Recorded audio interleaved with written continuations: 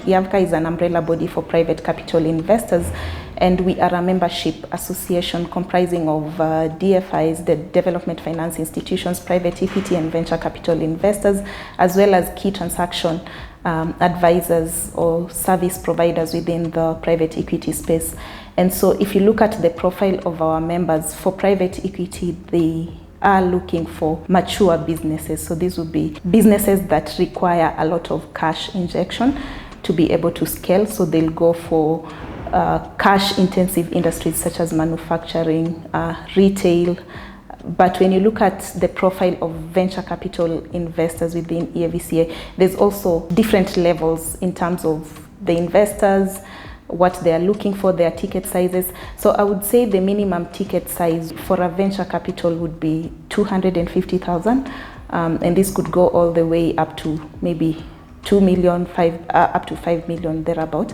But then again, when you look at private equity, these are the guys who are able to provide financing on a large scale, and so their minimum ticket sizes could range from anywhere between $2 million to $5 million and beyond that, depending on the size of the fund. Some of the things that go wrong when entrepreneurs are pitching for business, number one, I would say is, again, knowledge gaps or information gaps. Yeah, so not doing your due diligence on the kind of investors you're presenting your pitches to, or also presenting the same pitch to all investors. I think it's important for entrepreneurs to remember that it's not a one-size-fits-all, and so it's strategic for you to have a pitch for each individual investors, one that outlines and clearly articulates the specific interests of this particular investor you're talking to, and do not replicate that to the next investor. So that is one, information gaps. Have your information on the go and just be in the know-how of who you are approaching in terms of the investors. Also just basic understandings of what your capital needs are as an entrepreneur. There are different funding options available. So does your business need equity? Do you need debt? It's very important to have this at the back of your mind as you approach the investors. The other thing I would say is integrity concern, and this is something that could very easily go wrong for you, in the sense that when these investors are now doing their due diligence and reference checks, and they come across, negative sentiments from the other investors who've invested in your business, or even just within the network, because it's, again, a small industry. And so when you're doing your due diligence, you'll want to talk to someone who already knows about this particular business.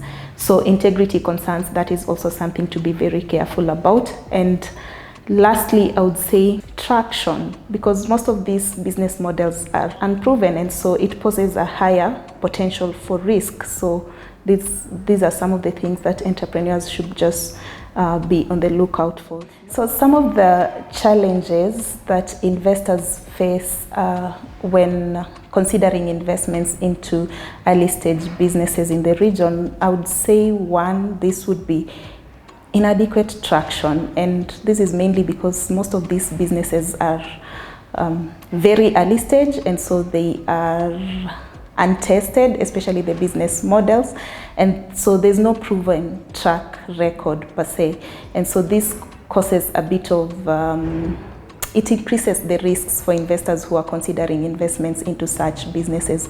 The other thing I can point to, I'd say talent gaps, and this is in cases where especially founders who are starting out and they lack essential skills to steer these businesses, skills such as financial management, which is critical and what most investors look for in terms of the team capacity. And so this leads to gaps in critical functions. In most cases, you find that upon successful investment round, one of the things they do is to, hire the right people on the team, because usually it's just probably the founder or co-founder and the CEO who are present in the early days of these businesses. So it would be a lot of the resources or the fundraising is geared towards just building the right team, putting in the right people, just to be able to take this business from one stage to the other.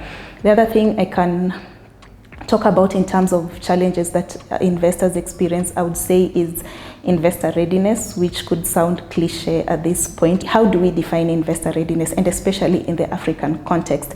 You'll find that most businesses or most ventures that are seeking investment lack the basic knowledge or understanding of the investments they are seeking. For example, things such as understanding of your, the various funding options available for your business, just having an understanding of the investor's language, your documentation, record keeping, insufficient, legal documentation. And these are just some of the things that hinder investor confidence when it comes to committing to capital to these businesses. The other thing that investors look for when it comes to assessing investment opportunities would be the business model. Does it make sense? Is it sustainable? And how are you making money in the long term? Apart from the business model, investors will also look at the team, which I've briefly mentioned about, and in this case, they're looking at whether or not you are a winning team. They'll also look at the scalability of this business model, which is very important. Like, is it possible to replicate it across different geographies and markets or not? And the most important thing that investors consider when making investment decisions is the exit opportunities, because they need to be able to be guaranteed that they'll get their money out, and not just getting their money out, but also making return on investment.